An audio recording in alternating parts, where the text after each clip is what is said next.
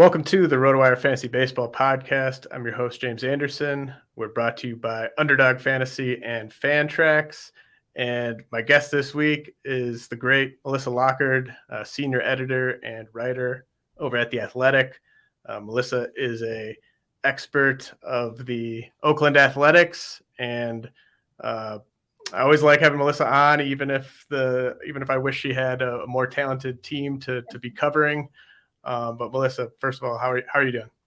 I'm doing great. Thank you for having me on. I always appreciate being here, even if the subject is a little bit rough at times.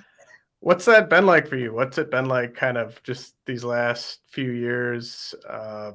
Is it tough to kind of find stuff to kind of write about and to get excited about? Have you been able to kind of still find some stuff that makes it interesting? Yeah, I mean, I've been covering this team a long time, and so this cycle has sort of repeated itself. I think this is probably the third iteration of sort of a tear down and then rebuild back up again that we've gone through. It's the same front office, remarkably enough, for like basically the entire 20 years. So I think when you think about it that way, it's almost like, okay, I know what's coming next, and there are things. And, the good thing about baseball is there are so many levels of development that there's always something to write about every organization. And so I think that's never been hard. But, I think the bigger thing with it right now is less about what the product on the field is more to do with where the team is going to be. I think that's where the anxiety for pretty much everyone that follows this team is more focused on than really how the team is going to play. So that's probably the biggest difference from the other couple of times we've gone through this. What's the latest on that situation with the ballpark? They're very opaque about it. I mean, they've got lobbyists in Vegas, and they seem to be trying to get some traction in that area. And I think if you were going to make a bet, it's probably looking more towards that right now. But it's also, they're a lot further behind in their Las Vegas plans than they are in Oakland. They actually have a stadium site and renderings and all that sort of stuff. They aren't even at that point in Vegas. Now, obviously, things come together a lot quicker there than they do in California. But I think we really don't know what goes on in the mind of John Fisher, because he literally talks to no one. So I think we'll all find out at about the same time, unfortunately.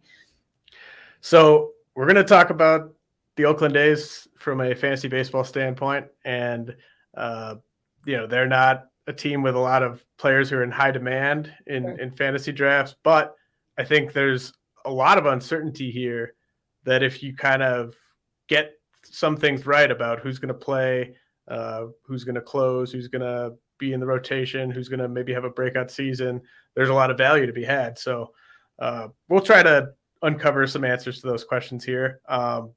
First thing I want to ask you is, who are the everyday position players on this team as you see it entering the season? Yeah, I mean, there aren't like a ton of guys that you're going to look at and be like, okay, those guys are going to definitely play every day. They did bring in 3 veterans in the offseason that I think if they're healthy, they're going to get the majority of the playing time, and Jesus Aguilar and Aldemus Diaz and Jace Peterson. I think those 3 are probably going to be in the lineup more often than not, but especially Diaz has health issues in his past. So, I mean, counting on him to play 162 games is probably not that likely.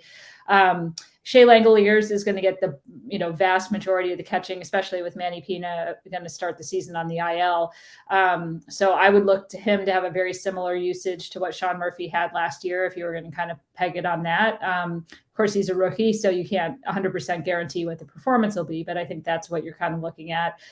Tony Kemp is likely to start the season as the everyday second baseman. He may get some starts in left field, and obviously he'll still qualify out there, but I think he'll get a lot of the playing time in the beginning. What happens later on, though, I think remains to be seen. There's obviously some talent coming from behind him in terms of Jordan Diaz and Zack Gelof. You're going to push him at that position. But at least at the outset of the season, he's probably going to be in there every day for you. And then Seth Brown, I think, is likely to get the majority of the starts somewhere in either right or left field, some DHing. He's had a little elbow issue this spring, so maybe to start the year at DH. But they did sit him a lot against Southpaws last year. It's not clear whether he'll get a chance to kind of show he can hit lefties this year or not. Against righties, I think you can put him in every day.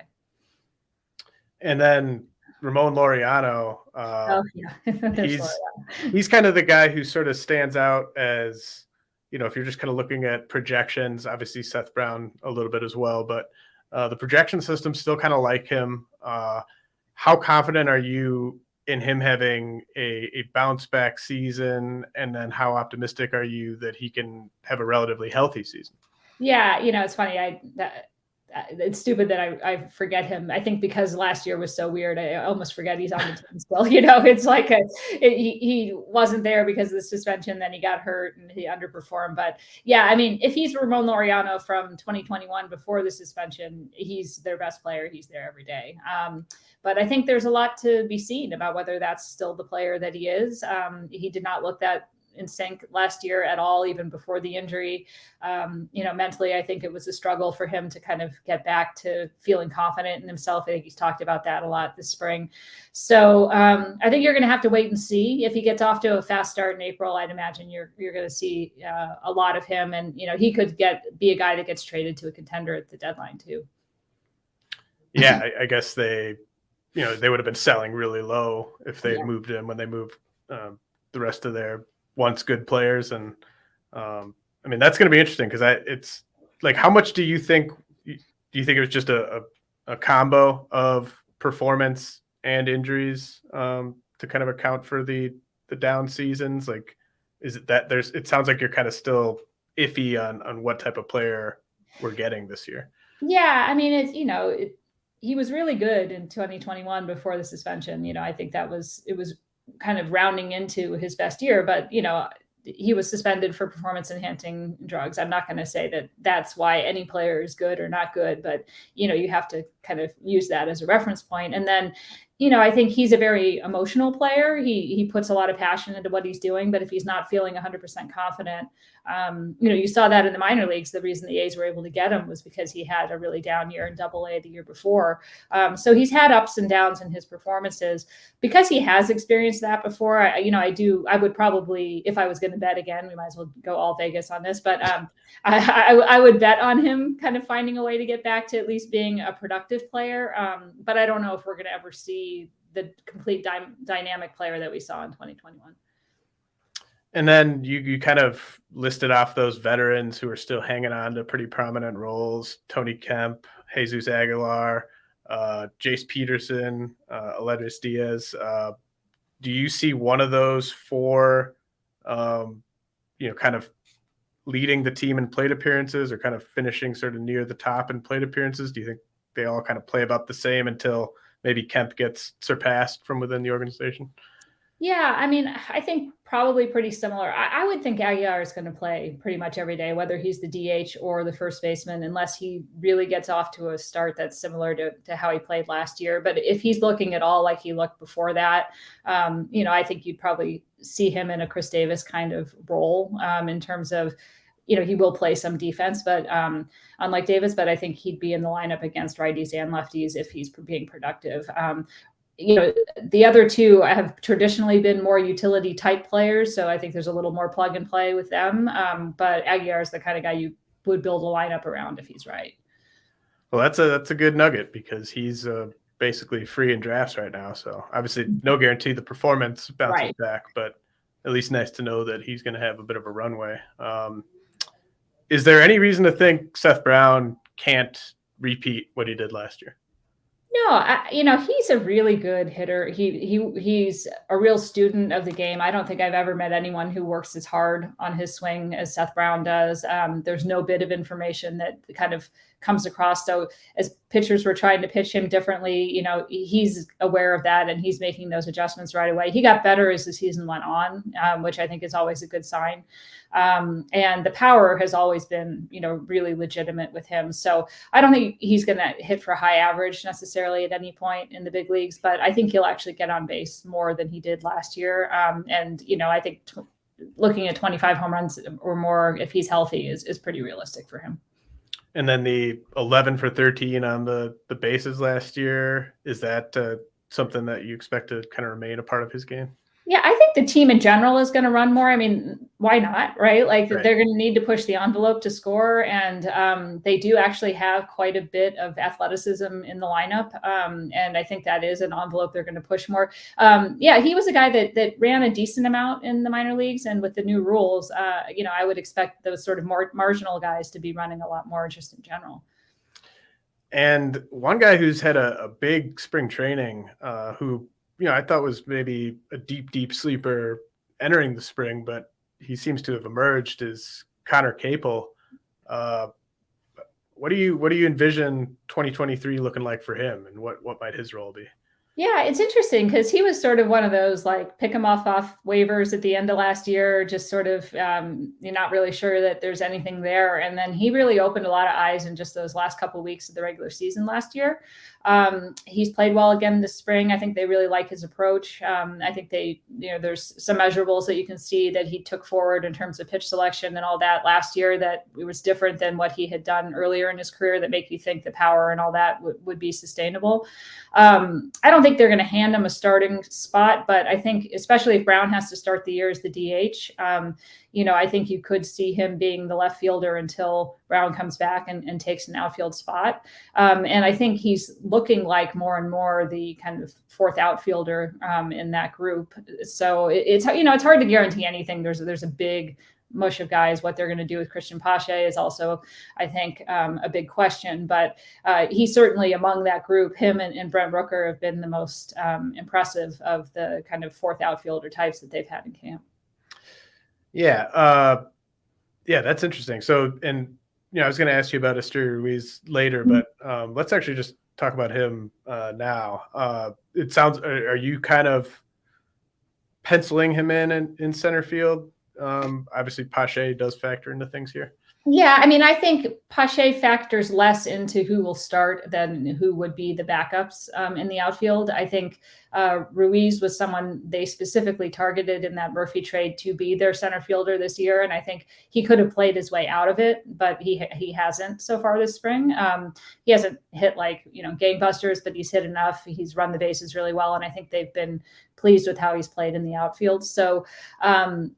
I don't know that he's going to have a runway that's infinite, but I think he will get a good chance to get his feet established as the everyday center fielder to start the year for sure.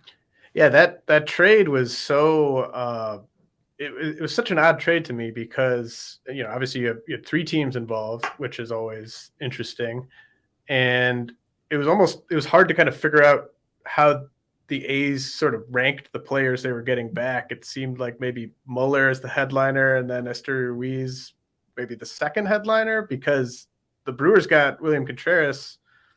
It seemed like they didn't give up as much as they maybe should have to get Contreras in that deal. But how did you sort of view that trade from the athletic standpoint?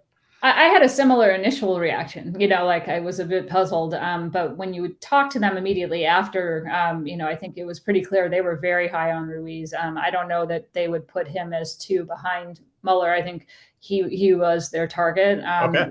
Didn't match up with what the Brewers were looking for necessarily. I mean, I'm just speculating here, but I'm going to guess that perhaps there had been discussions with Murphy and whatever else besides Ruiz they were going to have to give up. The Brewers weren't willing to give up, but Contreras would fill their void for them. But they really like Ruiz. They like what they think they can get from him defensively. I think, the new rules were obviously going to be in effect at that point, and they like the idea of having somebody who can run like he does. I think they had tried to get him in trades, in the past with San Diego, and it hadn't lined up. So, and then, Muller, I mean, they added a lot of starters in the last like 18 months, they've added like 10 starting pitchers that are going to be AAA or higher. And then they've got some guys in the lower levels too in these deals.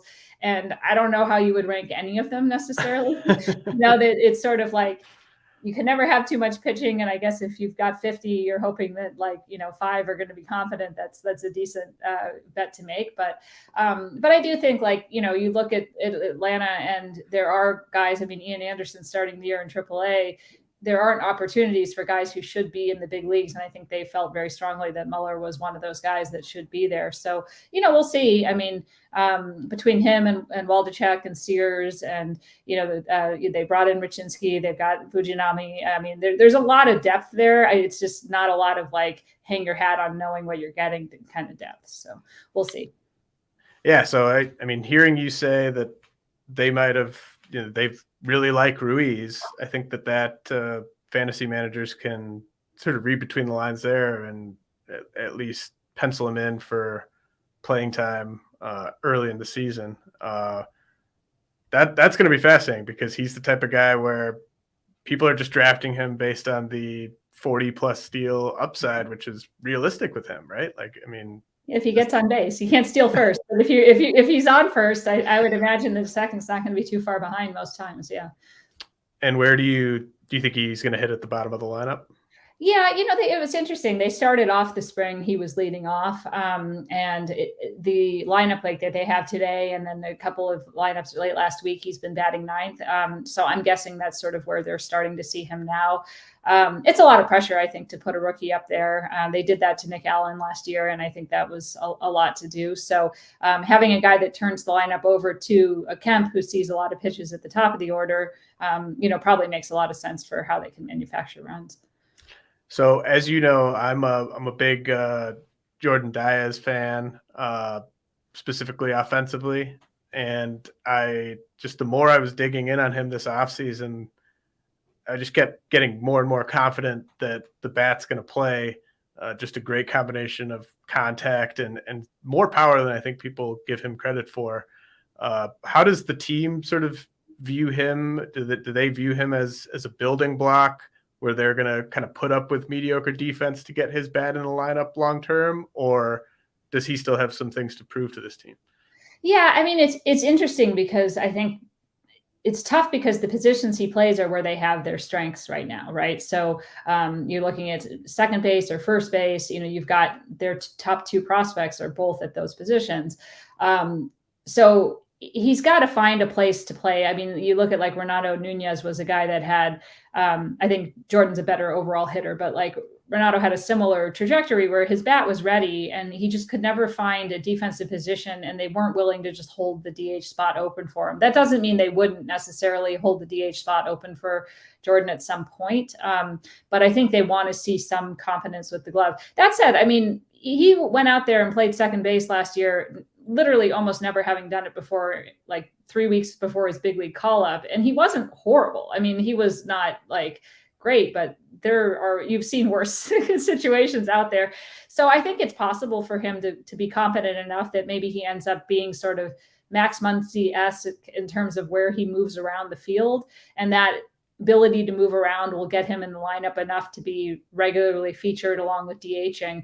But you're right. I mean, the opposite field power is very underrated for him. He can go anywhere to all fields. He doesn't take a lot of walks, but he sees the pitches really well and he knows what he wants to hit. And he's performed at, high levels in international competition against, in really intense situations. So he's a little older than his age in that sense as well.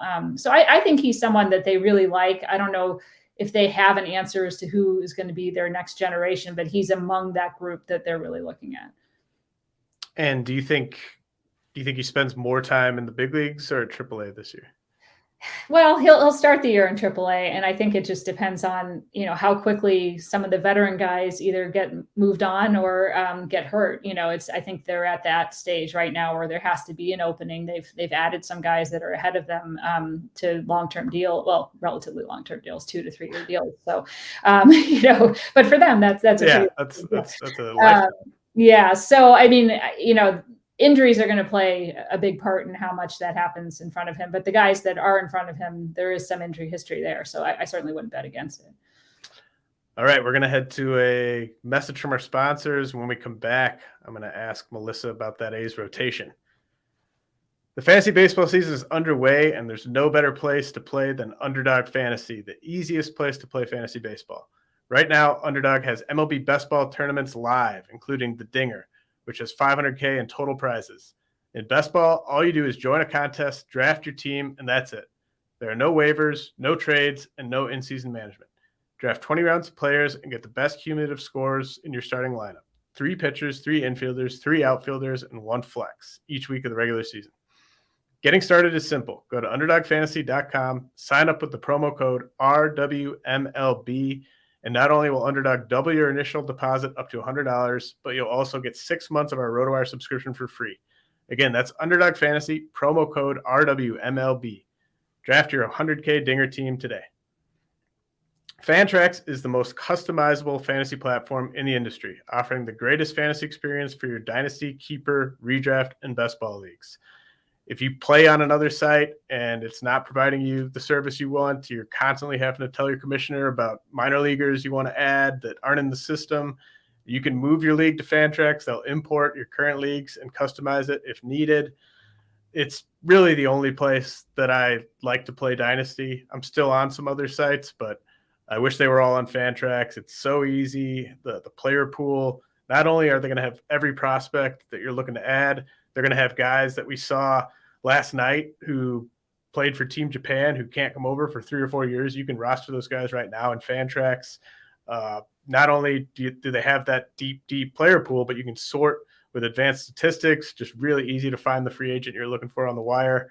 So sign up for free today and be entered to win an official MLB signed jersey from Vladimir Guerrero Jr. Simply go to fantrax.com/RotoWire and sign up today. That's fantrax.com/RotoWire. Fantrax, the home of fantasy sports. All right, Melissa, we're back. Eno Saris, your colleague at The Athletic, and I co-manage a dynasty team, and he was pushing for us to draft Shintaro Fujinami.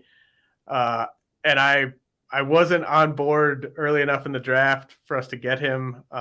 He obviously loves Fujinami because of the Stuff Plus data on Fujinami.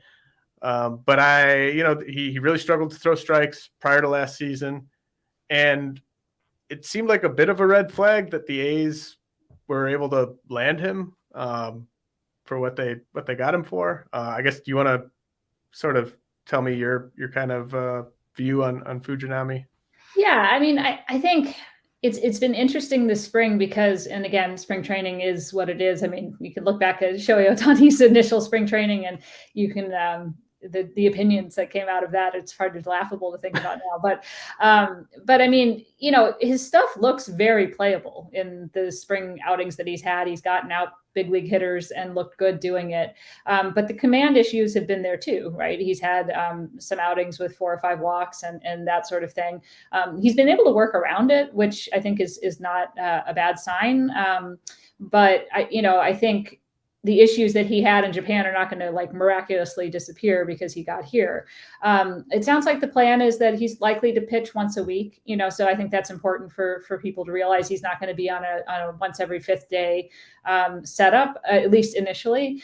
But that will probably give him a little more rope in terms of working out of some of these jams. Like if he's kind of run into an issue in the 3rd inning, I don't know that they're going to be quick to pull him because they're going to have to try to balance this 6-man rotation maybe. So I think he's going to be kind of fun. He was a guy that they had targeted a couple of years ago with their Asian scouting department as over in Asia, they kind of have 3 or 4 guys that are there, and they look for guys that they think they would be able to get over from a talent perspective, but would also fit their budget. And he was a guy that I think they had targeted pretty early on that would likely fit in there. So there was some early interest that maybe would have led him to sign quicker with them than maybe they, it would have been if there had been an open bidding situation.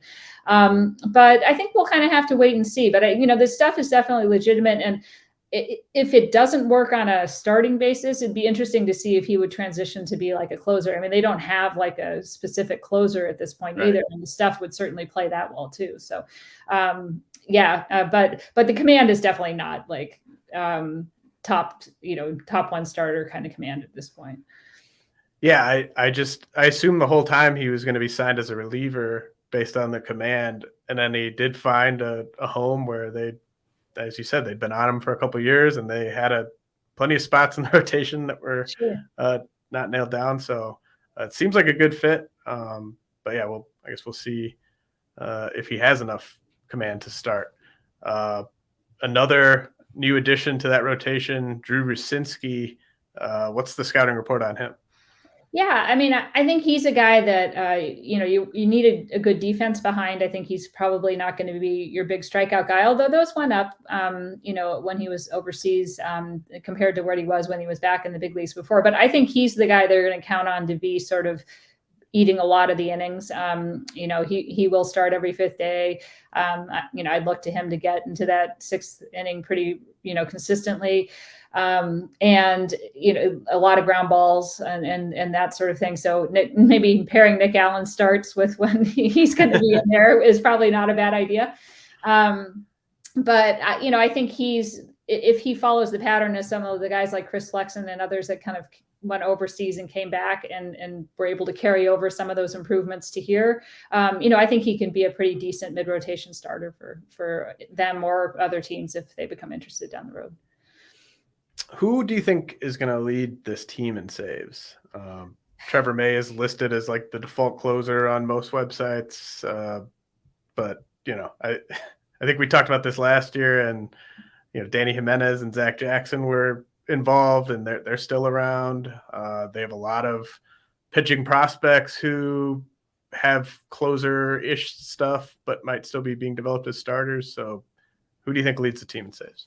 Yeah, I think that's a really good question. I mean, May doesn't have like a long track record as a closer, even though he's a long time, late inning reliever. So, maybe he starts default there. I think they're going to go matchup. I'm still going to bet on Jimenez being the guy that leads, but I would imagine you're going to end up with maybe 2 or 3 guys with at least 10 saves. This assumes that they win. Yeah, if there's that many to spread around. Yeah, exactly. But I mean, I think you sort of saw that last year, and it broke down a little bit towards the end of the year when both Jimenez and Jackson ended up on the injured list. But assuming they're healthy, it was a bit of a matchup thing, and I think they really like Jimenez is cool when he's out there. I think Acevedo is another one that could sneak in there for some saves. I think the fact that he throws so many strikes is something that gives a manager a lot of confidence when you're going in there, especially in ballparks maybe they don't have homer, friendly tendencies. But I don't, with that, now that they traded AJ Puck, I don't know that there's one guy you can look at right now and be like, yeah, I think he's definitely going to be the guy that's likely to get those saves. So I did want to talk, like you mentioned all the trades they've made. What do you know what their kind of strategy is when they make a trade? It seems like they strongly value pre-arbitration, big league ready players, and they're willing to kind of take a quantity over quality package. But is that them seeking out those packages? Is that teams kind of playing hardball and just saying you're not having like any of the guys you actually really want, and these are the guys you can have? What do you see as sort of their philosophy when it comes to making trades right now? Yeah, I mean, not every trade's the same. Obviously, we mentioned that Puck one, and that was a 1-to-1 sort of deal. But I think in general, I'd come up with this like very stupid power of 3 kind of theory. But it's, sort of the idea that when they make a trade of one of their veteran stars for in a rebuilding situation, they're looking for someone who can play every day in the big leagues now, who's, pre-arbitration young, someone who's right on the cusp of being ready for the big leagues. It could even start the season if everything worked out well. And then someone who is a much bigger flyer that would be in that A-ball area that they could build up. And obviously not all packages involve only 3 players. Some of them, will kind of double up on that, but it's that balance, I think. They're very much not an all eggs in one basket kind of approach to deals in general. And I think if you look at it, I know people tend to be like, oh, they didn't get enough for this.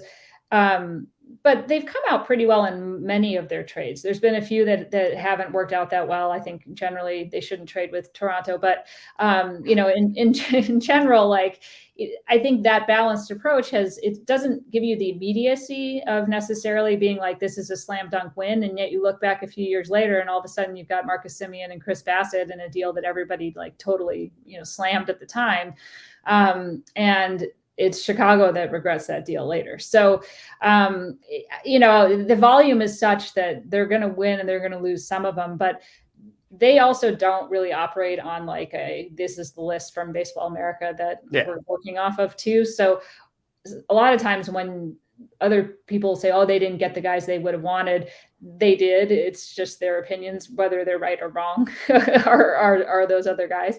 But I do think that there's a balanced sense that they're trying to kind of create different avenues for the trade to win. And so that quantity is not necessarily like going to Costco and buying a big, pallet of different kinds of drinks, but it does create different avenues to win. If you get an offensive player and a pitcher, if one of those works, it can carry a deal, even if the other guy breaks down. So I think that's sort of the general philosophy. I would hate to judge the trades that were made last spring on the same level as some of the other ones that were made, just because of the circumstances of, budgetary. They're being told they have to trade those guys right away and they have like a week to make them. And they're not operating with the same information maybe that you would have in a non-lockout year. So it's hard to know on the recency of those deals exactly. But if you look back over the last 20 years, I think you'll see, sort of more of a pattern. Yeah, the Addison Russell trade always sort of stands out to me, because that was one where they were just getting killed by everyone, because everyone was looking at the public rankings of where Addison Russell ranked as a prospect. And I think it's pretty clear in hindsight that they knew what they were doing with that one. Yeah, that one. But also, I mean, I think you look at like trades also have kind of shelf life that go well beyond the first day that they come out, right? So that that deal led to another deal that led to another deal that led, that JT Ginn is still hanging around from that deal, essentially, because Bassett's traded for him. And, he actually has been looking pretty good since he came back from injury last year. So I think you almost need 5 years. And they're a front office that does not operate with the same sort of pressure that you see from some other ownerships that are constantly looking to change. So I think there is a longer view on these deals than you might get in some other front offices. And you mentioned the JJ Bleday trade being a 1-for-1. Was that one just kind of a need for a need type of trade? Like, are they still high on AJ Puck, do you think? And were you at all surprised that Bleday is going to open the year at AAA? I would say publicly they would tell you they were high on AJ Puck. I personally had a tough time believing the confidence that they had in him, just based on the fluctuations in what you saw from it. Even in a good year like last year, when he came in some save situations that shouldn't have been stressful, and he made them very stressful very quickly.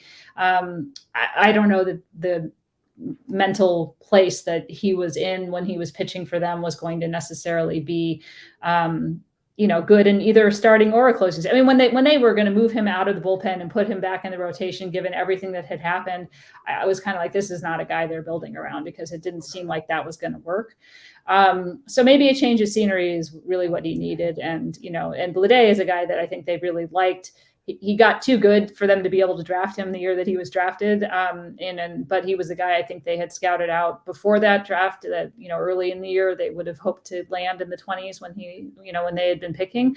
And their outfield situation is certainly not like long-term set in any sense. So being able to bring in a talent like that. And I had asked somebody, he strikes me as sort of a similar profile to what Mike Yastrzemski was like when the Giants acquired him from Baltimore. And they were basically like, that's not a bad comp as to what we're thinking. So I'm not surprised he's starting the year in AAA, but I would also think he'll get some time in the big leagues this year.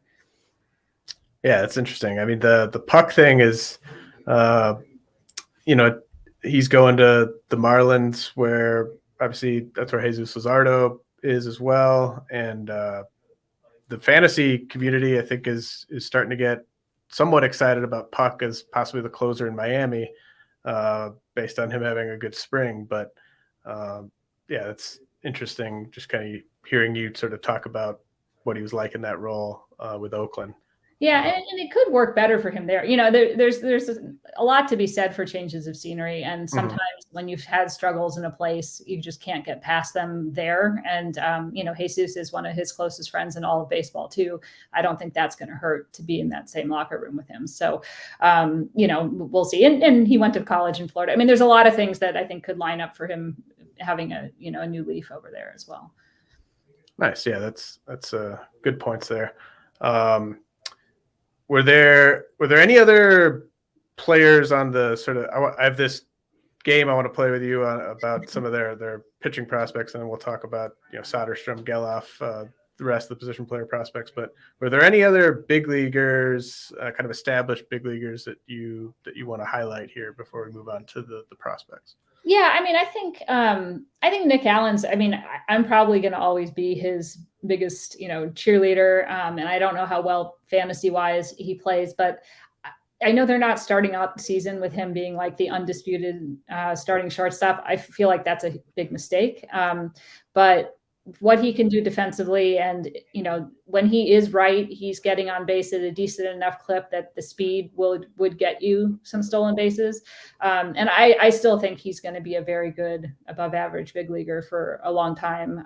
And especially in a non-shift kind of situation, he's going to be one of the more valuable defenders you could have out there. So. Yeah, I almost made this a Nick Allen question, but I just wanted to give you the opportunity to bring him up if you. I'll wear a T-shirt next time. Nick Allen. Yeah, but he's such a good player. Yeah, and like you said, I mean they need that defense. So yeah, it'll be interesting to see what he can do this year. Okay, so when I did an article a couple months ago about like the best relief pitching prospects in the minors, and there were some categories, some of the guys that like are still starters but might end up in relief, and I just noticed that a lot of the A's pitching prospects are guys where whether it's a third pitch, whether it's command, whether it's durability, they all have something that might lead an outsider to say, oh, I bet he's going to end up in the bullpen. So I want to go through these pitching prospects and get your take on whether you think they're a starter or reliever long term. Does that sound fair? Yeah, sure. All right. So Kyle Muller, who we talked about earlier, obviously a guy who's dealt with strike throwing issues for as far back as I can remember, but he did show some signs, I thought, last season. Wasn't consistent all the way through the season, but I think they're obviously going to try to make him a starter. But what do you think about his long-term future? Is it in the rotation or the bullpen? I think he's a starter. I don't know that his stuff is dynamic enough that you would want him in the bullpen. And I think he can get his command to a point where at least he's good enough to be a kind of a 4-5 guy. All right. I buy that. The next guy, maybe the most exciting guy on this list, Mason Miller, who obviously I think has starter stuff, durability, probably the big issue with him. I guess starter or reliever long-term with Mason Miller, and then just sort of what do you see as their sort of developmental plan for him in terms of which levels he might pitch at this year? Yeah, they are as excited about Mason Miller as any pitching prospect they've had in the last 20 years. I can think back to like Brad Anderson and Trevor Cahill as like they were that excited about him. I think unless he can't handle it physically, he's a starter. He didn't get a chance to like throw the third pitch as much last year just because of the injury, but it looked decent. And that was with having thrown it very little. But the stuff is huge. And he throws strikes, pretty well. So, I'm going to bet on starter right now, but knowing that there is an injury history there. And do you think it's just upper levels of the minors for him all season? Yeah, I think he might start in AAA. Oh wow! Yeah, like I think they're thinking of him knocking on the door. I mean, it's possible with who gets sent down that maybe he starts in AA, but like I don't think he's any lower than that, and I think there's a decent chance he starts in AAA. And do you think he because it is almost one of those situations where it's such a special arm, maybe you want to get those bullets in the big leagues if you think he's ready? Like, could he move quicker than people expect? I mean, I think, pitchers haven't been taking as long as they used to get to the big leagues in general anyway. And the stuff is already there. He doesn't have a lot of wear and tear on his arm, even though he's older, just because of the way his health history was. So I don't know that it's a rush to get there because they don't think he's going to hold up. But I think, based on how he pitched in the AFL and, how he's reacted in other camp situations and stuff, I don't think they feel like he's not ready for those upper levels. Okay, so we're 2 for 2 on starter. This next guy I've actually been really high on for a while, just because of the fastball curveball combo. Freddie Tarnok, who they also got from Atlanta. Third pitch and command, but mostly third pitch have kind of been the two things that have sort of held him back in terms of people buying in on him as a starter. And he's someone that I think could even. He could get high leverage outs for them this season if they wanted to go that route. But what do you think they're going to do with Tarnok, starter or reliever?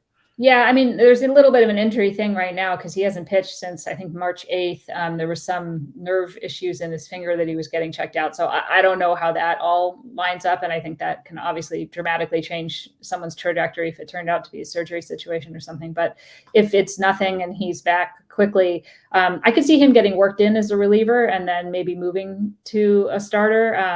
I sort of like his stuff seems flexible the way that Chris Bassett's was flexible and that you could kind of have him in a bunch of different roles and it would work.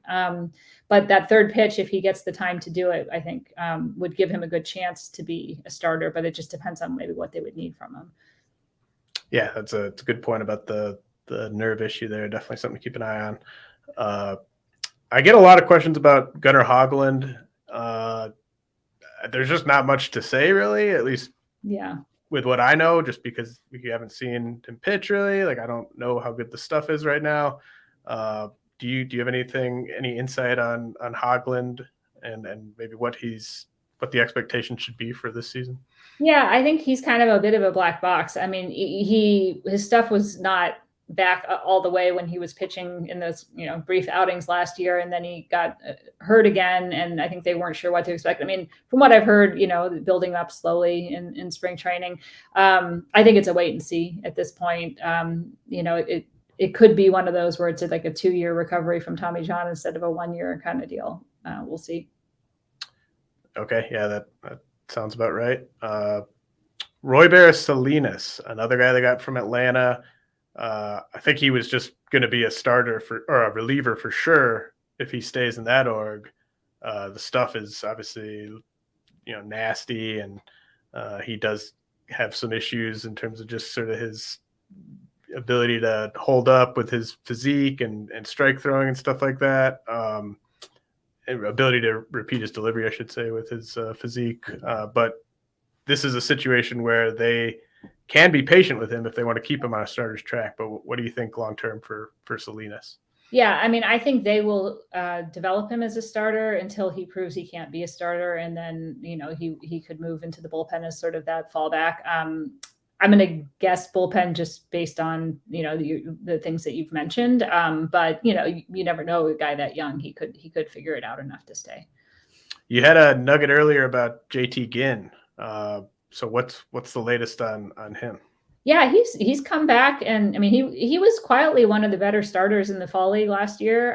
He doesn't miss bats like he did in college, but he consistently gets a lot of ground balls and weak contact. And I think they view him as sort of a guy that can be a middle of the rotation sort of bulldog type. And he pitched 3 scoreless innings in the game yesterday in spring training. So I could see him joining the rotation at some point this year.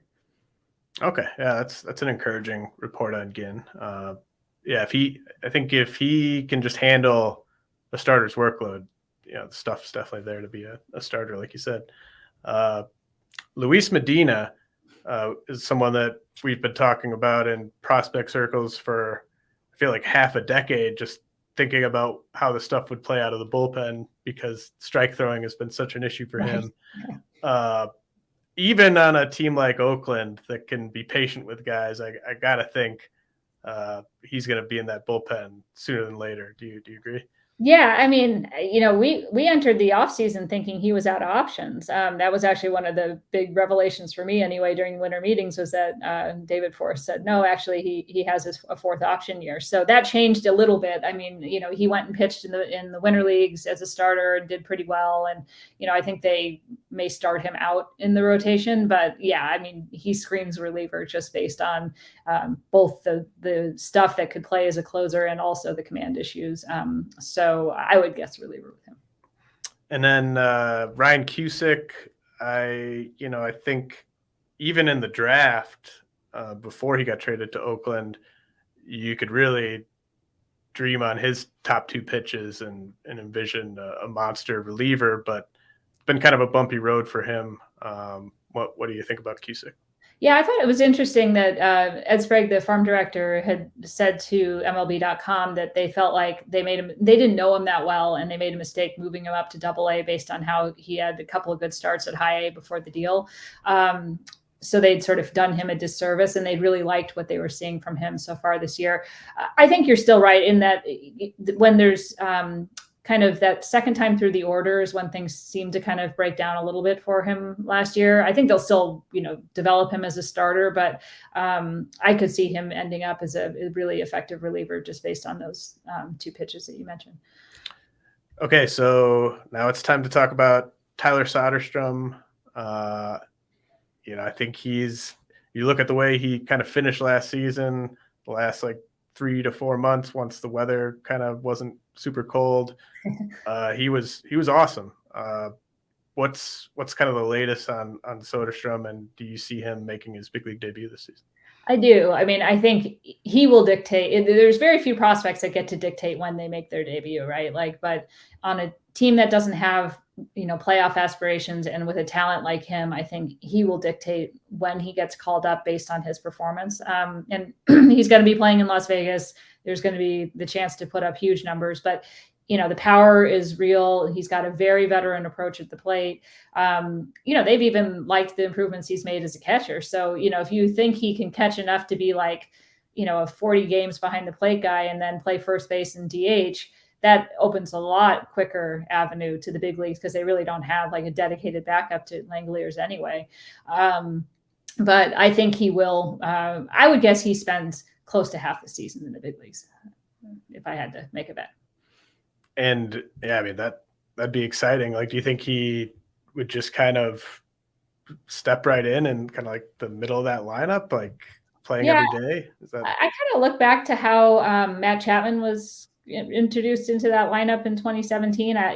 He looked ready and they put him in and that was it, and he was I can't remember exactly, probably the fifth or sixth hitter, right off the bat. And I don't see any reason that you would hide Soderstrom lower down in the order like that. So he's by far their best hitting prospect. And then Zack Gelof, he had a fine season last year, struggled with making contact in the upper levels a little bit. And now it seems like second base kind of exclusively. How do you view Gelof at this point compared to last year? Yeah, I mean, some of that performance was coming off of a separated shoulder, and then he also, I think, had a bout with COVID too. So you're coming off of in the midseason trying to catch up from all that. Yeah. The bat speed is still really good. He's got a lot of power. Foot speed will also be, an aspect of his game. I did a story on when he was playing for Team Israel in the WBC, and I'd asked Bobby Crosby, had been his manager at Double-A Midland, Ian Kinsler is going to be his manager there. Is that the kind of player you think he can be? And he was like, oh yeah, that's the kind of player that offers all those different types of skill sets at that position. And they really like how he's handled the transition to second base as well. I think they think he can be an above average defender there. Huh. Yeah. I didn't realize he was that type of runner. He's a well above average speed guy. I don't know that he's stolen as many bases with that shoulder. They kind of tapered off on that a little bit, but I think he was on a decent pace before the injury. And now he's, healthy again. So, well, that's a good thing to note, especially like we were saying earlier, there's no reason not to run on this team. So right. Yeah, I mean, if he were up, do you think him and Soderstrom are on a similar trajectory to the majors, or do you think Soderstrom? I do. Yeah, there's sort of a little bit of a nucleus forming. I don't think they're going to like have a plan where both of them have to be there at the same time, but I think they're a big part of it. I think Lawrence Butler's put his name in that group as well. I think Denzel Clark they're really excited about, Jordan as well. So there is a group there that they would like to see try and kind of come and arrive at around the same time, and those are sort of the guys. And Langolier's already being there, of course. We need a place for Jordan to play. I want him to be part of this nucleus. Get out, center field. You mentioned Butler. He was the last guy I wanted to ask you about specifically. What's his evolution kind of been like the past? Seems like maybe since like last summer, maybe it's like he's just kind of on a rocket ship, it seems. Yeah, he was one of these guys that went home from the pandemic and got way better when he was home. He worked out with that Michael Harris group out in, he's from the Atlanta area. And I don't know what they're like doing over there, but they're doing something right. They're like the drive line of hitters, like that is just an incredible group of players that get together. But he's gotten better every single year since then, like he was better last year than the year before. And I think you don't see that in the statistics because he had that fluke injury as much. But if you were watching him, once the weather got playable in the Midwest League, he really was dynamic. He was really good in the fall league as well. And I think he was their best player in spring training, big leaguer on down. Wow. Yeah. I mean, he's hitting everything on the line. He was hitting for power. He was running well. The big thing holding him back is that his outfield defense isn't at the same level as the rest of his game yet. He's a decent first baseman, but I think, they would like him to be an outfielder. So if he can get that up, and he has the athleticism to be a good outfielder, so it's just a matter of getting the reps in. But if he can be an average outfielder, I think he can be an everyday outfielder for a while in the big leagues. Does he remind you of anyone off the top? Like that's a good question. He's got a little of that, like Dave Henderson sort of, not defensively, but like he's got that. Maybe not he sees a ton of pitches. He's maybe not going to hit for a super high average, but he's going to hit a lot of home runs. He's going to steal bases. He's going to drive in a lot of runs. I think he tends to embrace those high pressure situations from the left side, not the right side, but that kind of outfield profile of maybe like a 2020 guy who gets on base at that like 350, range. And yeah, I mean, if he was the best player in camp, I'm guessing he goes to AA and maybe even sees AAA this year. Yeah, he'll start the year in AA, but I would be surprised if he spent the whole year there. I think he's like, as that midseason shift happens, I'd imagine he's in that midseason shift to get up to AAA, especially once they start moving some of the more veteran guys out of the AAA outfield, which tends to thin out, towards that middle of the season. So are there any other any sleepers or breakout candidates that we haven't touched on in this system? Yeah, I think the one really underrated guy is Brett Harris. And, he's somebody who I think you appreciate the more you watch him play, but outstanding defensive third baseman. I think part of the reason that Gelof has settled in at second is that, Harris is a guy that's kind of really settled in at third, sees a lot of pitches as well, very good hitter, and has added a lot of power since his time in college. So he's the kind of guy that I think he'll show up and everyone will be like, who's this guy? Like, kind of thing. But he has all the makings of just being a really solid big leaguer for a long time.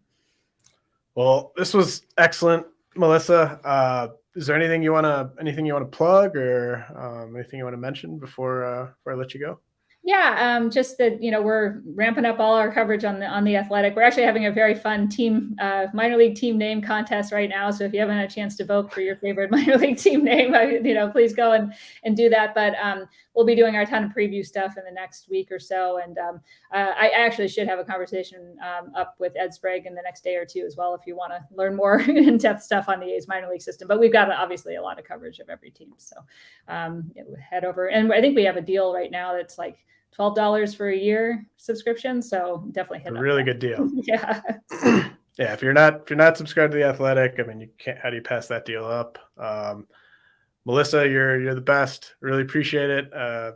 Wish we had more talented players to discuss, but I think we uncovered a lot of ground here and couldn't have done it without you. So really appreciate you stopping by. This has been the RotoWire Fantasy Baseball podcast brought to you by Underdog Fantasy and Fantrax.